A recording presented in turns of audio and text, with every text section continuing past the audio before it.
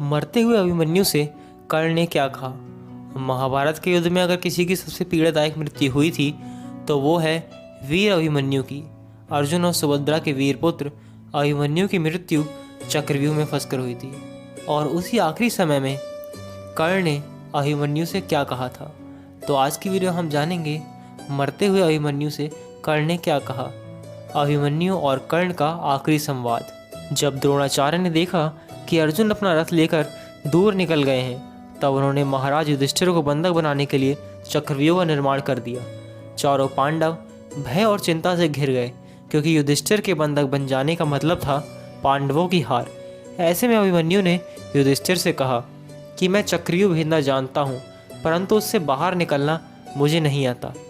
ऐसे में सभी पांडवों ने निर्णय किया कि अभिमन्यु चक्रव्यूह भेदेगा और उसके पीछे पीछे हम भी चक्रव्यूह में प्रवेश करके उसकी रक्षा करेंगे और उसे बाहर निकाल लाएंगे। प्रारंभ में यही सोचा गया था कि अभिमन्यु व्यूह को तोड़ेगा और उसके साथ अन्य योद्धा भी उसके पीछे पीछे चक्रव्यूह में अंदर घुस जाएंगे। लेकिन जैसे ही अभिमन्यु चक्रव्यूह के अंदर घुसा और व्यूह फिर से बदला और पहली कतार पहले से ज़्यादा मजबूत हो गई, तो पीछे के योद्धा भीम, सत्यकी, नकुल, सहदेव कोई भी अंदर घुस ही नहीं पाए। युद्ध में शामिल योद्धाओं में अभिमन्यु के स्तर के धनुर्धर 2-4 ही थे, यानी थोड़े ही समय में अभिमन्यु चक्रव्यूह के और अंदर घुसता चला गया। लेकिन अकेला, नितांत अकेला, उसके पीछे कोई नहीं आया। सभी प्रयास कर रहे थे, तब जयद्रथ ने आकर मोर्चा संभाला और पांडवों को चक्रव्यूह में जाने से रोक दिया। जैसे जैसे अभिमन्यु चक्रव्यूह के अंदर पहुंचते गए, वैसे वैसे वहां खड़े योद्धाओं का घनत्व और योद्धाओं का कौशल उन्हें बढ़ा हुआ मिला, क्योंकि वे सभी योद्धा युद्ध नहीं कर रहे थे, बस खड़े थे। जबकि अभिमन्यु युद्ध करता हुआ चक्रव्यूह के अंदर पहुंच गया था। वे जहां युद्ध और व्यूह रचना तोड़ने के कारण मानसिक और शारीरिक रूप से थके हुए थे, वहीं कौरव पक्ष के योद्धा तरोताज़ा थे। ऐसे में अभिमन्यु के पास चक्रव्यूह से निकलने का ज्ञान होता तो वे बच जाते, या उनके पीछे अन्य योद्धा भी उनका साथ देने के लिए आते तो भी वे बच जाते। लेकिन थकान के कारण वे अधिक जोश और होश से लड़ नहीं पाए। चक्रव्यूह में प्रवेश करने के बाद अभिमन्यु ने कुशलतापूर्वक चक्रव्यूह के 6 चरण भेद दिए। इस दौरान अभिमन्यु द्वारा दुर्योधन के पुत्र लक्ष्मण का वध किया गया। अपने पुत्र को मृत देखकर दुर्योधन के क्रोध की कोई सीमा न रही। तब कौरवों ने युद्ध के सारे नियम ताक में रख दिए।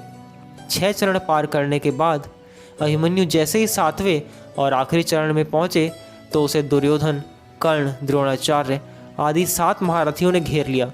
वीर अभिमन्यु फिर भी साहसपूर्वक उनसे लड़ते रहे। सातों ने मिलकर अभिमन्यु के रथ के घोड़ों को मार दिया। फिर भी अपनी रक्षा के लिए अभिमन्यु ने अपने रथ के पहिए को अपने ऊपर रक्षा कवच बनाते हुए रख लिया और दाएं हाथ से तलवारबाजी करता रहा। कुछ देर बाद वीर अभिमन्यु की तलवार टूट गई और रथ का पहिया भी चकनाचूर हो गया। अब वीर अभिमन्यु निहत्थे थे। युद्ध के नियम के तहत निहत्थे पर वार नहीं करना था, किंतु तभी पीछे से निहत्थे अभिमन्यु पर जोरदार तलवार का प्रहार किया।